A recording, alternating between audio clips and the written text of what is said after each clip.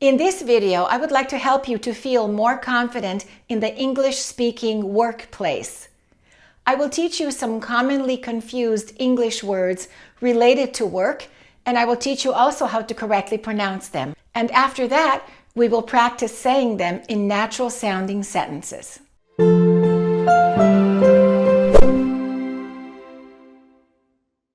All of my students in Los Angeles are either foreign-born actors working in Los Angeles or foreign-born professionals working in American companies. And they need to be understood every single time they speak. And my students who work in companies in the United States need to have good professional vocabulary. I have collected the most common workplace vocabulary mistakes that my students make, and in this lesson, I would like to help you to fix those mistakes. Okay, let's get started.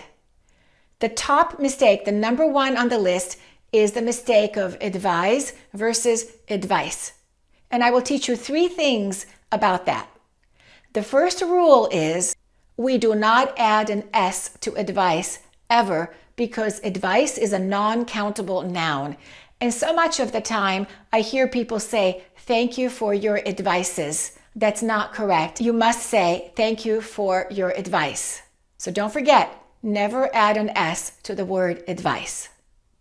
And now let's talk about the difference between advice and advise in the meaning, and also there are 2 pronunciation differences.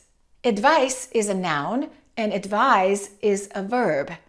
Advice is pronounced with an S ending. It's an S sound, advice. And advise has a Z sound, advise. And if you listened carefully to how I pronounce them, maybe you noticed another difference. It's the vowel length. Listen to the way I say the I in each word. Advice, advise. They're both I, but one is much shorter and one is long. Advice, advise. Why is that? Because advice finishes with an S, which is a voiceless consonant. And when we have a voiceless consonant, that means the previous vowel is shorter. When we have a voiced consonant, for example, advise, that Z at the end is voiced because we feel a vibration in our vocal cords. That means the I is going to be longer. Advise. Listen again. Advice, advise. Do you hear that? All right. So remember, advice is a noun, so we say, thank you for your advice. And I'm going to remind you again, we do not say, thank you for your advices. And advise is a verb, so let's say that in a sentence. I hope he will advise me. And maybe you're thinking, but how do we make advice plural? Because sometimes people give you more than just one advice. We cannot say thank you for the 2 advices. In those cases, we often change the non-countable noun by adding another element which makes it countable. For example, furniture. Can you say I bought 2 furnitures? No, we say 2 pieces of furniture. That's how we make it plural. 2 pieces of furniture. Or if I say I bought some earrings and a necklace, we can't say I bought 2 jewelries, but we can say what? I bought 2 pieces of jewelry. Well, we can do the same thing with advice. We can say, he gave me 2 pieces of advice. But most of the time, people don't give a number and they say some. So you can say, I'd like to give you some advice. And that way, we don't know the exact number, but we can use it as a plural. The second common workplace mistake is moral versus morale. They're pronounced differently. Listen again. Moral, morale. In the first case, the A is reduced. We don't say morale, we say moral. The A becomes a schwa sound, just moral. But the second one, we say morale. We stress the second syllable and it's an A, morale.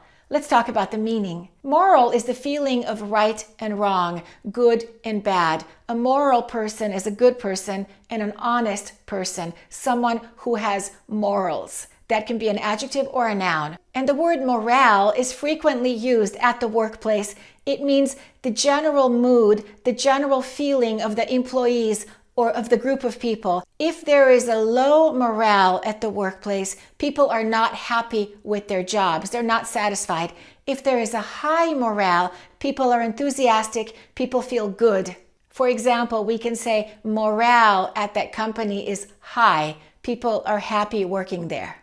Number 3, career versus carrier.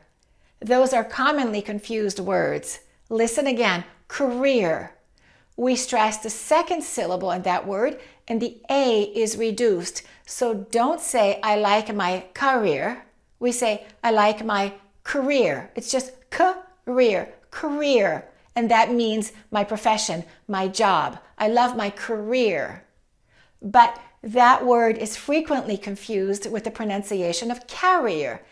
And this comes from the word to carry. So a carrier is someone who carries or transports. It's often related to transportation. And sometimes instead of saying airlines, we say United Airlines is a carrier or American Airlines is a carrier. It's a transports people. UPS or Federal Express are also carriers. And now we will practice speaking in a natural sounding American accent. At Accurate English, we're always working on more than one skill at the same time. That's the fastest way to improve your English and to see results. So, I would like you to listen to me say these words in sentences and pay attention to which words I stress and which words I reduce. Listen and repeat. My colleague gave me some great career advice. And career advice is a compound noun, so we stress the first word, career advice. And be careful about the word colleague. Make sure that you don't stress the second syllable. A lot of my students make a mistake and they say colleague, and it should be colleague. Let's do that again. My colleague gave me some great career advice. Number 2, I strongly advise you not to argue with your boss. And here we're going to stress advise, argue, and boss. Let's do that again. I strongly advise you not to argue with your boss.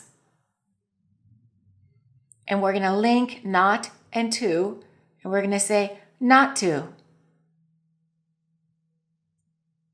Number 3, recent changes in management have increased employee morale. Be careful about the word increased. Make sure that S doesn't sound like a Z.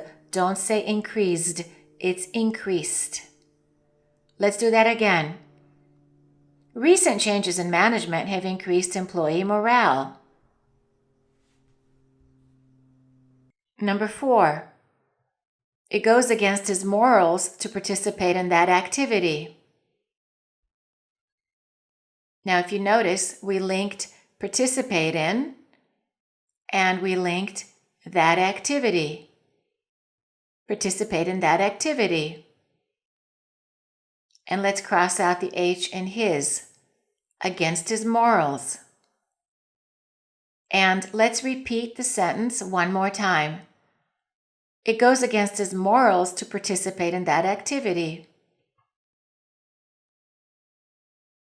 Number 5, I'm fortunate that I have found a career that I love. And let's stress fortunate, found, career, and love. And let's say that again. I'm fortunate that I have found a career that I love. And number 6, which carrier has the least expensive flights to New York? And New York has 2 words, and when we have a name with 2 words, the rule is we put the stress on the second word. So don't say New York, say New York. Listen again. Which carrier has the least expensive flights to New York? Please visit my online school at accurateenglish.com, where I have courses that teach you everything you need to know so that you can speak English with more confidence and more clarity and more accuracy.